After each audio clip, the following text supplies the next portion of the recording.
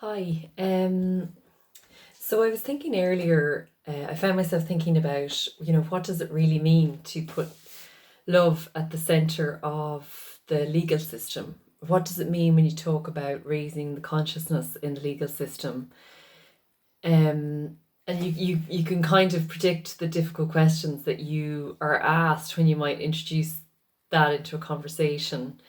Um, And for me, I was just reflecting on it, and I was reflecting on the deepest sense of love that we can experience. And it's a very physical thing. It's like at our core, that sense of, it's like a love that feels all inclusive, just accepts everything. And I think maybe it matures in us as we accept more and more of our own selves. And also, I can definitely see how it matures in becoming a mother, becoming a parent. And so, if that kind of love was at the core of our legal system, or permeated the legal system,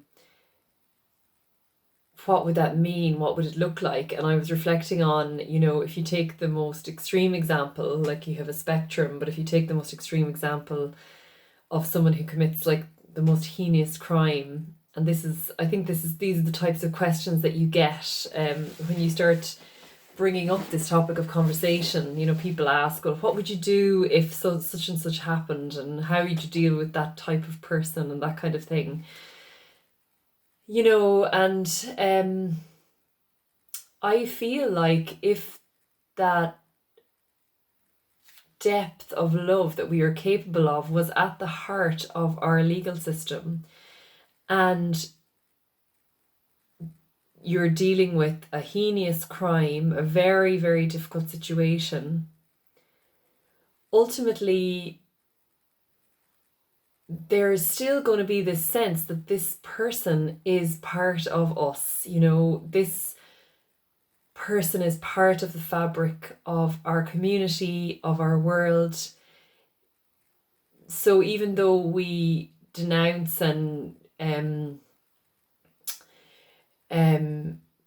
like completely do not accept the crime that's been committed, whatever has happened, the person themselves we don't reject or cast off or denounce as evil. The person themselves is still deeply loved.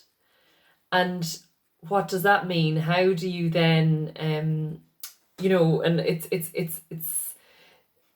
it's a process then of what does that look like? What would you do then with that person? How is that dealt with? And I can imagine that there's a number of different things that can happen. And I mean, obviously that would need loads and loads of thought, but I just feel like when you start reflecting on,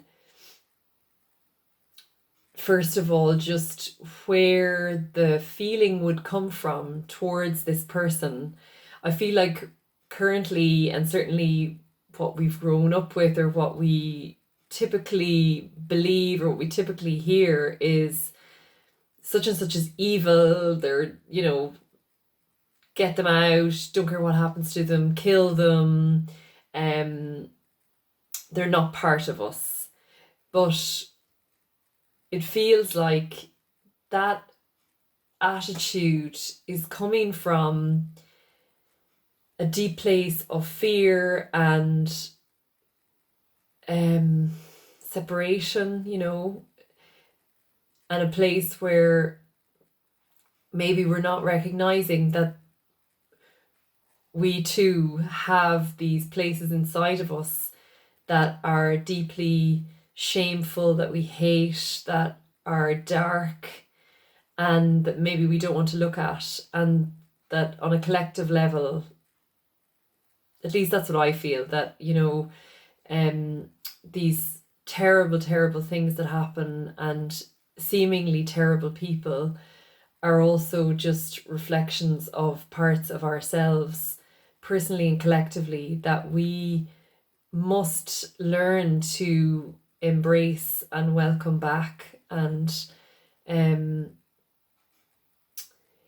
it's not to say that that's not an extremely difficult, challenging process, however, the idea of that is just so beautiful and incredible, and it's like kind of the ultimate mother archetype, like having that all compassionate, all loving mother at the center of everything, that no matter what her child does, no matter what the child does, they are loved, deeply loved. And even though their behavior might be unacceptable, um, they will never be cast out or isolated.